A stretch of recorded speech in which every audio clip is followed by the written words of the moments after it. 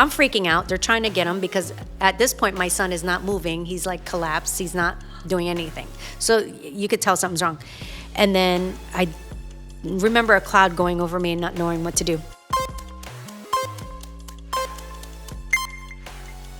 Welcome to another episode of I Got an Accent, So What? Dara, do you have an accent? I do. I didn't think so. Before anything, because they always killed me, don't forget to subscribe, my amazing people, to download, to share, to comment, to all the platform, and including YouTube. Your comments and your love is always important. But today, I have somebody very special. They're all special. Miss Dara, and you're going to tell me your last name because it was a little hard to pronounce and remember I have an accent. Yeah, sure. It's Dara Hibben. You see? Hibben. Hibben. Dara has many hats, many past life, if I tell it all, we'll be here for a long time because I'm just going to tell you a little bit. First of all, she's an immigrant from the Philippines. Yes. Philippines. Proud Philippine. How do you say that? Filipino. Filipino. I was going to mess it up. You did a little bit of bodybuilding with a WBFF. Yes. Somebody told me. Yes, I did. She did. It was co-founder of an amazing thing. It was called Paul Mamas. Yeah. How amazing was that? Yep. And now you are a philanthropy in the iPrevail. iPrevail. Yes. And many other things that I want to talk to you about today. Okay. Obviously, this is a open forum to be yourself, but I know the main thing is to bring awareness, awareness of situations that we're having in our community, things that we're dealing as mom, as entrepreneur, as women, as everything. Yeah. And as you know, this is a space for people like me that I have an accent. I just can be as wrong as I can be because I got an accent. So what? But what beautiful about you is that you grew up being an immigrant. Mm-hmm. How old were you when you came to the United States? So I came here at 7. I was 7 years old. And then, we came to New Jersey. My grandpa was a diplomat. So that's how we came here. Mm-hmm. It's hard to come from certain countries, right? Mm-hmm. And then just getting used to living in America. I still remember living in New Jersey in the snow. I mean, it's freaking cold. I'm used to the sunshine. Mm-hmm. I still remember that. And I had an accent. I was called a fob. Wow. Excuse me. I just learned that the other day with you right now. I'm like, what's a fob? Right. Wow. Fresh at the boat. And now everybody's so happy to be like, this is who I am. But I was always happy. Okay? Let's get her straight. So I did, and I think I still have an accent. It's just I've lived in different states and, of course, speaking different words and languages. You adapted. Yeah, exactly. But, I feel sad because I haven't been back in a very long time. And everybody keeps saying, oh, you should go back. And I have every intention to. Mm-hmm. But again, we got kids, we got work, we got things to do. So I plan to do that when my daughter's a little older. Okay. When she is, I think. How old is your daughter? So she's 2 and and a half. Oh, my God. 2 and a half. And I have a son, too. He's 18. How old is your son? 18. Yeah. Pride and joy, both of them. Yes. Why you waited so long? For which one? For both. There's a huge gap. 18 and 2 and a half. So, I didn't think I was going to have any more kids. Okay. I thought I was fine with Noah. Mm. Got remarried to Michael Hibben, and we have our daughter. He has a son. I have a son. We brought the little girl, Luna. Yeah. Oh. Yeah, Luna. It is a Luna. She's super cute. Yeah. I mean, if you guys see them, you guys have a really good mixture. How's Noah with Luna? He's great. Awesome. She loves both of her brothers. Mm-hmm. I mean, she is completely obsessed. As she grows, I think he takes care of her more. Mm-hmm. He plays with her. He helps me out. So he's awesome about that. He's still at home? Yeah. No, not planning of leaving anytime soon? Not yet. And I'm okay with that. Totally. I'm okay with that too, Gianfranco. If you're listening to this somewhere, my son, no rush to. I mean, you're definitely gonna go to college, but I think it has to do with our culture, right? It is. We try to keep them home for such a long. Why do you think that? I think it's because we just it's a family unit, right? Like, you know, Filipino, Spanish. I feel like we like to just have that family unit. Everybody, grandma, grandpa, aunts, uncles. Hey, everybody lives together, right? Even though they all don't live with me. But my mom does live with me. So, you know, it's a family unit. We all help each other out. How was it for you starting again? A kid? With a Luna. Hard. You know, so he was 16. Yes. Already almost, you know, mid, you know, I'm living, I don't know, life here. I'm an adult, but I'm not an adult. Right. And then you're pregnant with this sister. During COVID. During COVID. Tell me, how was that? And by the way, Jackie was helping me sell and buy my house at the same time. I Pregnant. do remember. COVID. But hey, listen, we got full price on that. Okay, I'm happy about that. Different markets, guys. Different Sorry. market for sure. But it was definitely a challenge, good and bad. I think it's because I'm an older mom. It was definitely taking a toll on me. I'm more tired, right? So that's the only thing, really. My mental is a little bit better with just being more present, right, with the kids. So I'm trying to be that way and spending more time because I was so busy with everything before. But I think now I've grown and more mature with being more present, but not physically. I need more energy. Coffee I'm and tired. Let's send her home a box of Please. energy drinks. I totally can relate. Okay. And that's why I asked the question, because the same thing with me, 9 years difference with Gianfranco and Aria Rose.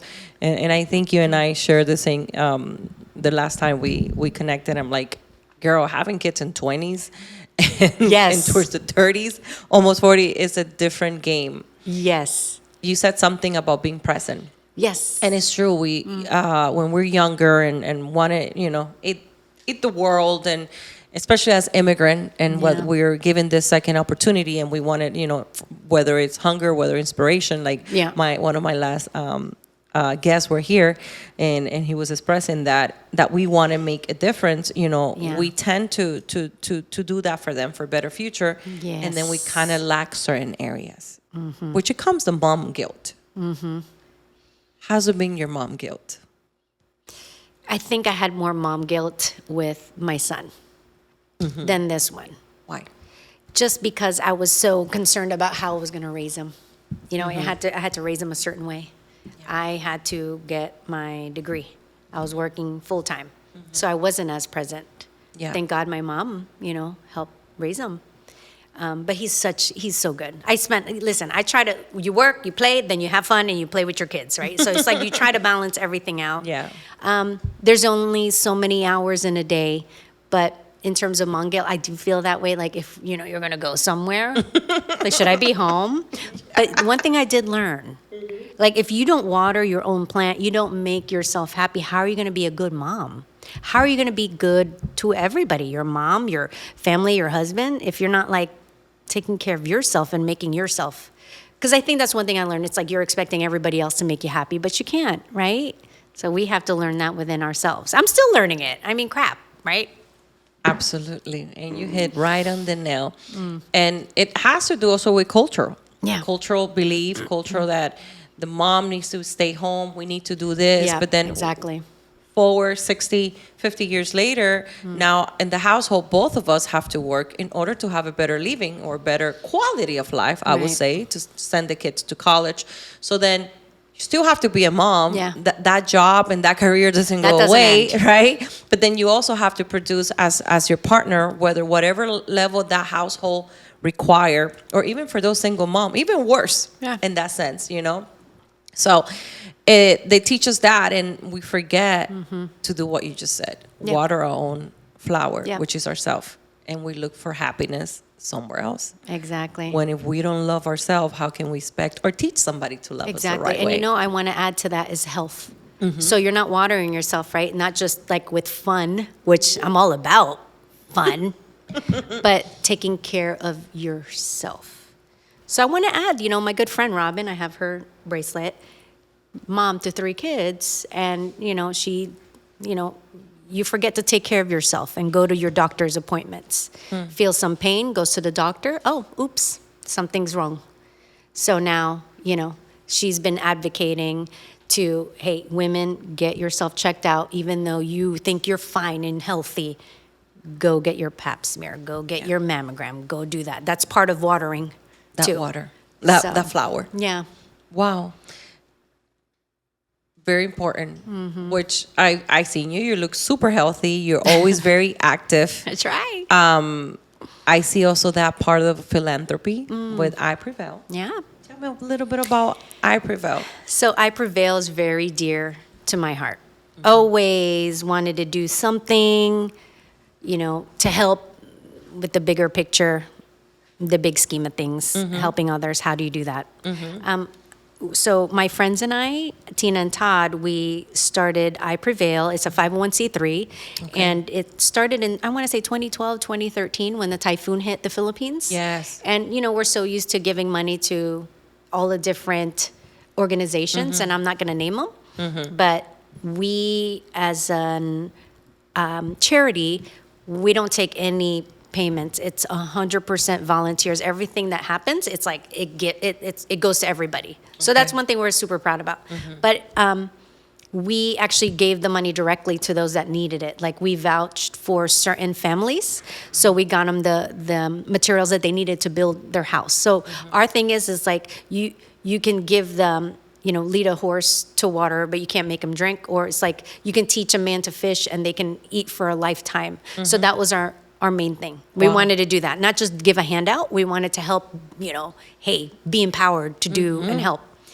And the cool thing about this is it started as a disaster Relief? disaster relief, but it ended up going more towards homeless. So every month, Hungry Sunday happens, and downtown Orlando, they actually it's always volunteers that go and just help feed, give clothes, and also with foster kids. That started with a simple Xbox, and it blew up, not because of us, but because of the community in Oviedo. Literally, there was this house in Oviedo, and cops were being called constantly. Why are there so many cops being called to this house? Is because it's a group home. Wow. And then there was a need, like, what do these kids need? Oh, Xbox. And people were talking. There was mixed emotions. Some people said, no, they don't need an Xbox. Well, maybe we should give them something that these at-risk youth doesn't, really need, but give them happiness, right?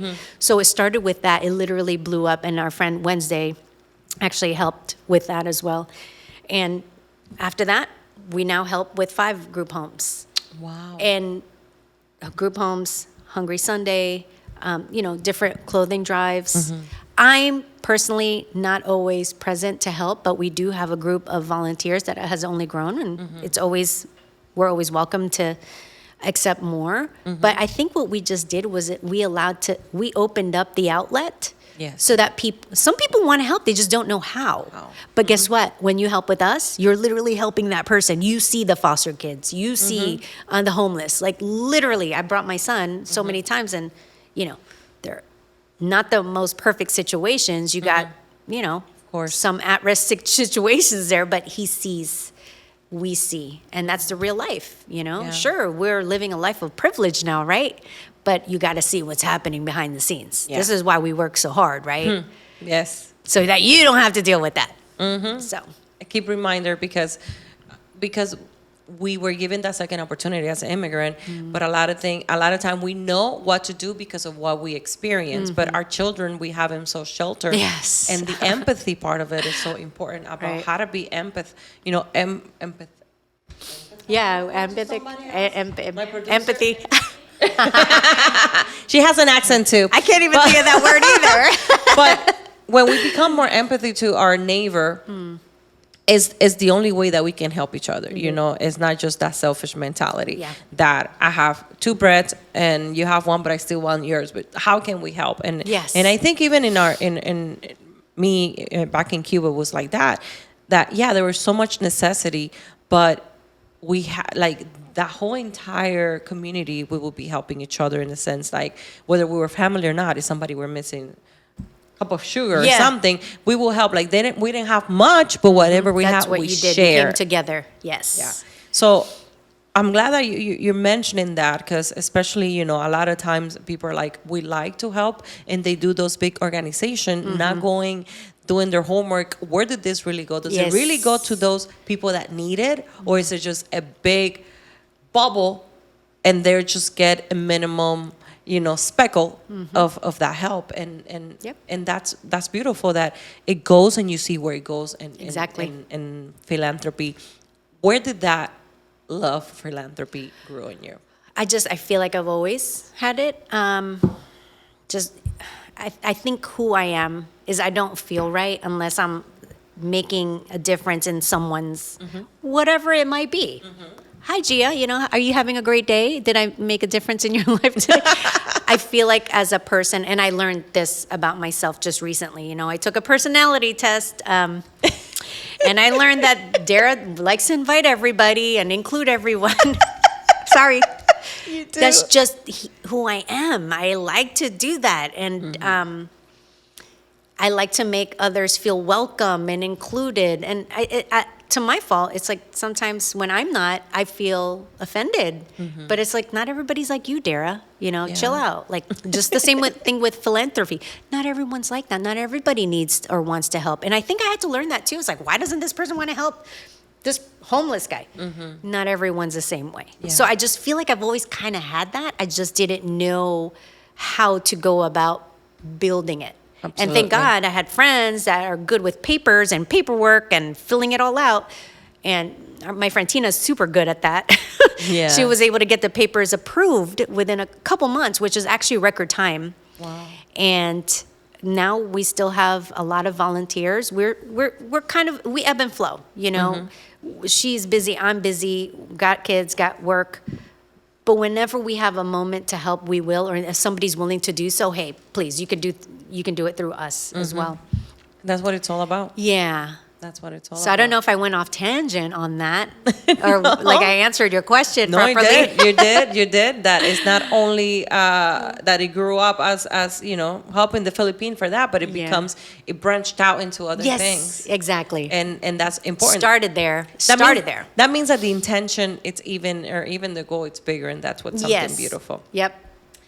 Your son Noah. Yeah. I love it. My baby. I was listening and watching a report that recently you did, and we have, but for those of you that don't know, we have a good friend in common, which is, she doesn't like to be in the spotlight whatsoever. The most boring person ever. We love her, Jackie Salama. So Jackie, it's really, really, really, really, I mean, you guys, how long have you known Jackie? I want to say since 2000. Literally, we're from Virginia Beach, so we've there known you each go, other for a long for time. 20 years-ish, you know? Yeah, we're not going to age her. Yeah. So, long time.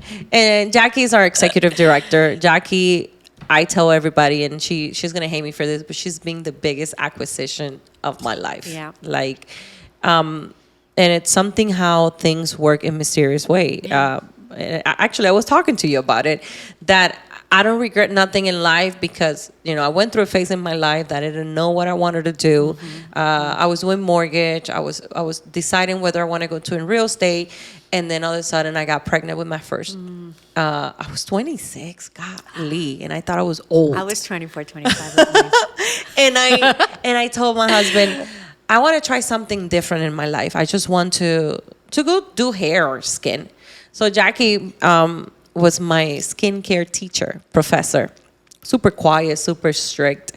But we kept in touch, and she got her real estate license, and now she runs everything for me and Jeremy. She's awesome. Super loyal, super somebody that I know if she'll be there for me, she'll be there for me. And she's huge in philanthropy and all of that, such a giver. And all of the events that we do, I know that I can always count on Jackie for that, for all that sense. But I remember her also telling me a story about how Noah, you guys discovered the type 1 diabetes. walk me through it for Yeah. those that don't know, and for those people that are suffering and they don't know, because she told me the story and it blew my mind. Yeah. So we would all hang out, Josie, Jackie, everyone. And it's actually funny because my friend Elaine, her daughter, got sick, and it was a stomach bug, and then my son got sick. So, Noah got the stomach bug, right?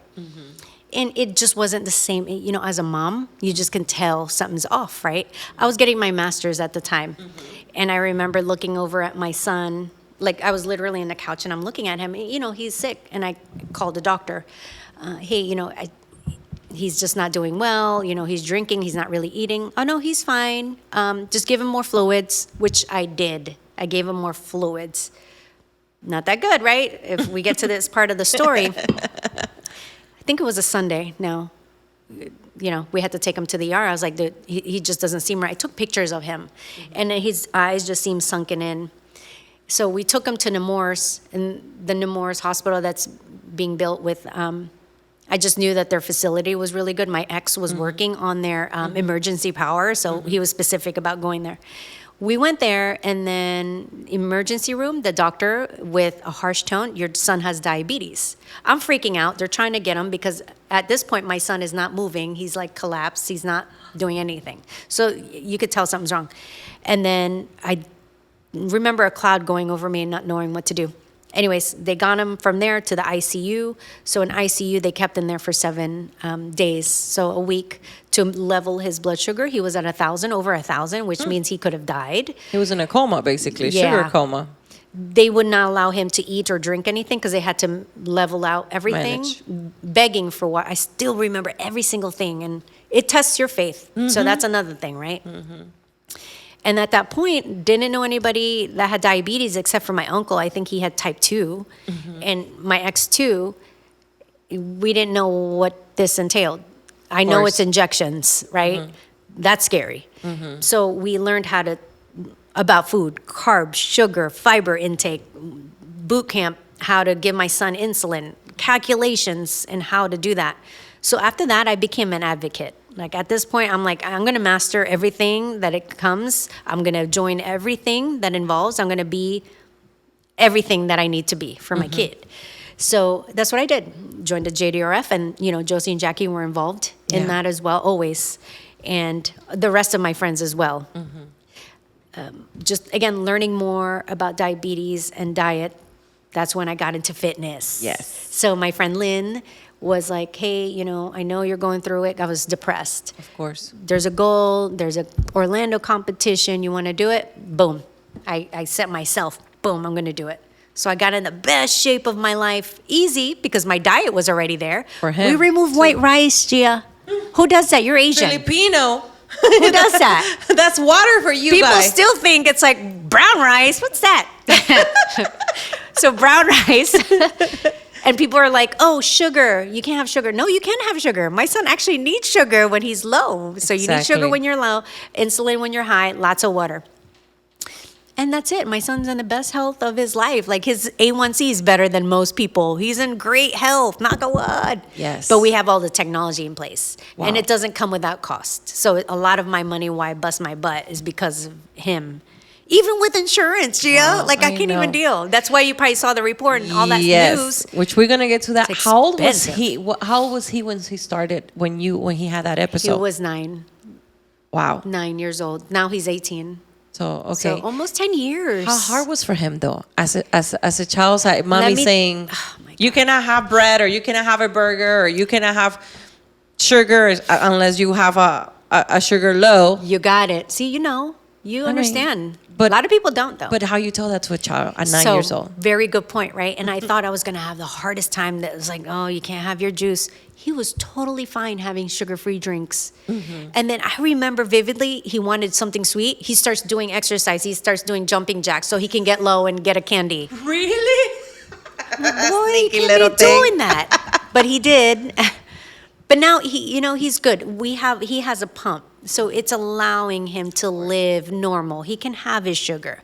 Just give a little bit more insulin. So I don't restrict him too much. Yeah. He restricts himself. Yeah. So he'll have a pizza, but he won't ever have sugar drinks, carb-free drinks, always. Yeah. just don't drink your carbs away. Just eat it, Eat if it. he needs to. Yeah, but that's, that long now. You said the part about because now thank God for technology. Yeah.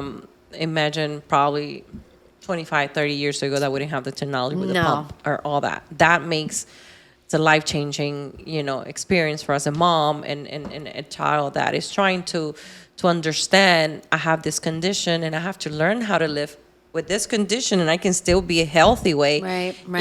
Right. So obviously now I see why he's a fighter and why he's so, And a quiet fighter too. He That's doesn't talk beautiful. about it. He likes to be normal. Like he doesn't, Mom, don't talk. Why are you talking to people again? Because dude, if awareness. you're not, thank you. If you're not spreading awareness, what did this person was me? There were signs, Gia. There were signs. Yeah, Okay. you didn't know. He was drinking a lot. He was peeing a lot. It was kind of like honey and consistency, kind of weird. Put it off as nothing. Okay.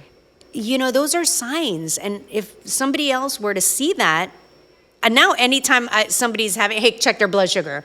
Because the doctors won't check your blood sugar if you don't have a family history.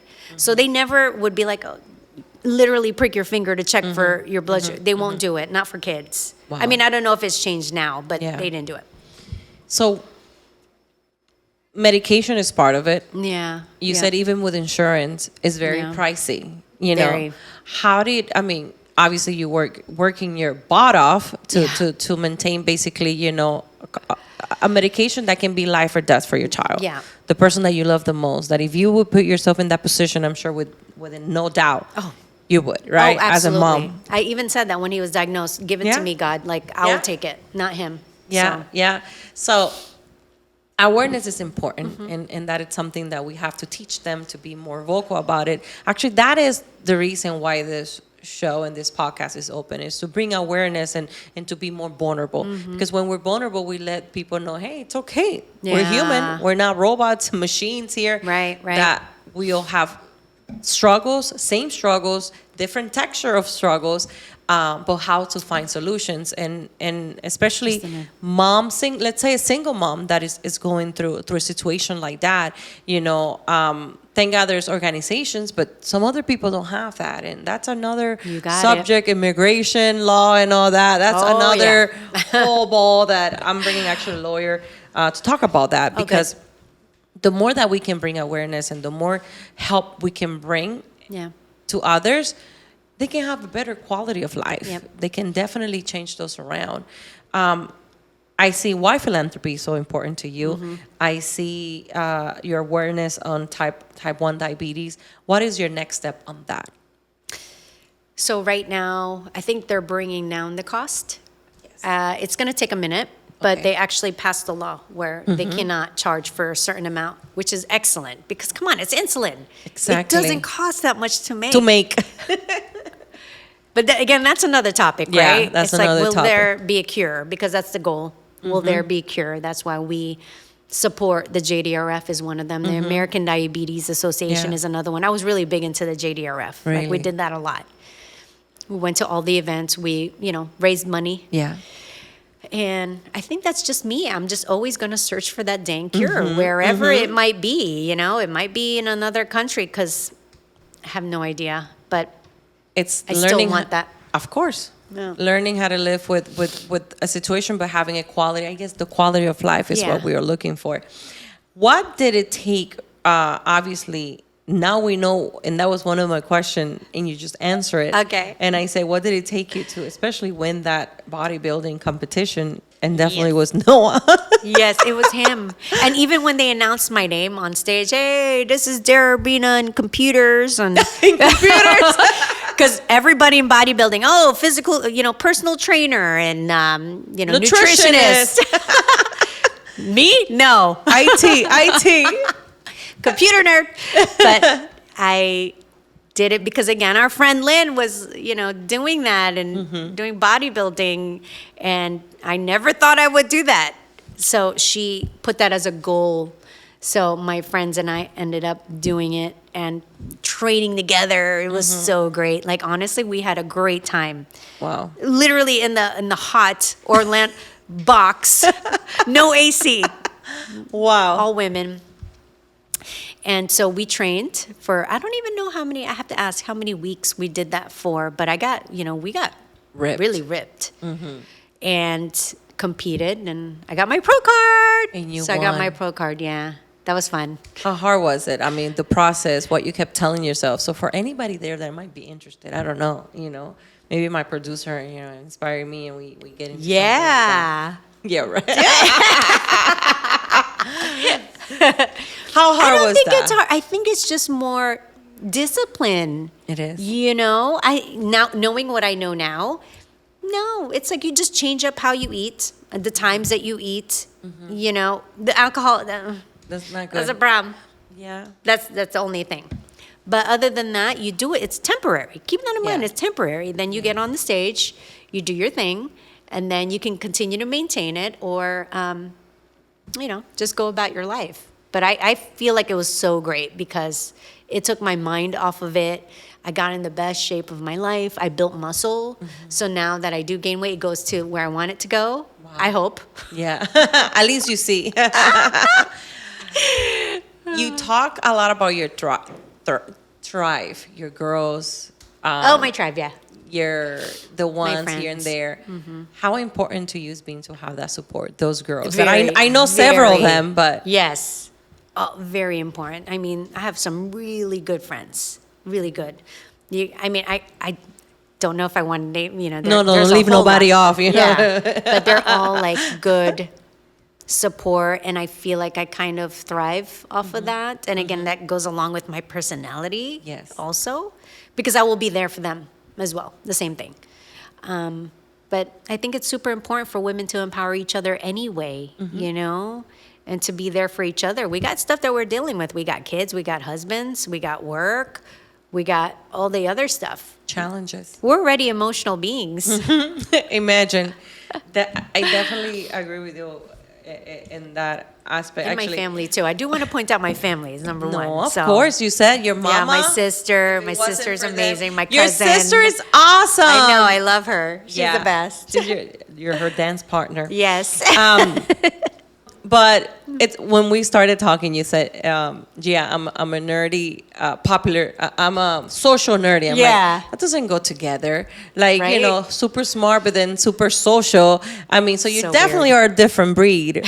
You're know what I am. not saying that you're not normal, but you're unique, Yeah. and Just that's weird. something to embrace. What would you tell that little girl when she arrived to New Jersey? Oh my God, so many things. So many things. To not be afraid of who you are, not try to fit in, so much, and just try to, I just always do. I'm just not like, I like to go with the flow to a certain extent, but I like to lead too, But I think I did a lot more following at that time and not be who I am authentically. So I think that's who I would tell my younger self, is just to do what makes Dara happy. It could be the weirdest thing, but that, I think. You learn. Is that good? Yeah, of course. You learn. We learn within the time, and unfortunately, whether we want to agree or not, it's called age. Yeah. That's when we know that we learn. To be honest with ourselves. Yeah. It's funny that you say that, but for a long time, the same thing. I will suppress many things Yeah. because of like to be liked. Because I'm just like you. I'm a social butterfly. Yeah. So the issue with us, social butterfly, we like to be not only everybody's friend, but we do it in a way because we really like people and we Yeah. like to help. Yep. It's just that there's other ones that take advantage of that, where you oppress what makes you happy to make somebody happy, where you become a pleaser. Exactly. Yeah. But when you start embracing your beauty in your own way, that there's no other you, is the most beautiful, authentic thing that we can have as human. Right. And unfortunately, we start experiencing that at a later age. And the one person that, my son, I love him.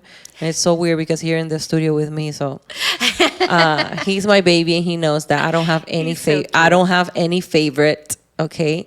But when I had Aria Rose was that little girl that made me like slap in my face to say, you're not a people pleaser. You have to please yourself because of her. You need to teach her not to do all the things that maybe you allowed for somebody else. So those little girls, you Luna, my Aria, which is very feisty. I love the name, by the But way. they give us that second opportunity, and it's so refreshing to talking to you and seeing all the things that you've done, like from immigrant, from bodybuilding, pole mamas, which we didn't talk that much, but I know you like pole dancing and all that. Huge advocate, philanthropy. You have so much, and I think you're just getting started, girl. Oh. So keep doing that. Bring awareness to that, to those that need it. And it's beautiful to have people that are selfless. That is not all about not only looking good, because looking good we always, but being selfish, but give to that community. Yep, I agree. So thank you so much for Thank coming. you. Thanks for having me. No, any moment, and I'm gonna make it official whenever you get your real estate license. Oh. Come work for us. Thank you again, Thank guys. you. Have a blessed day. See you all in the next episode.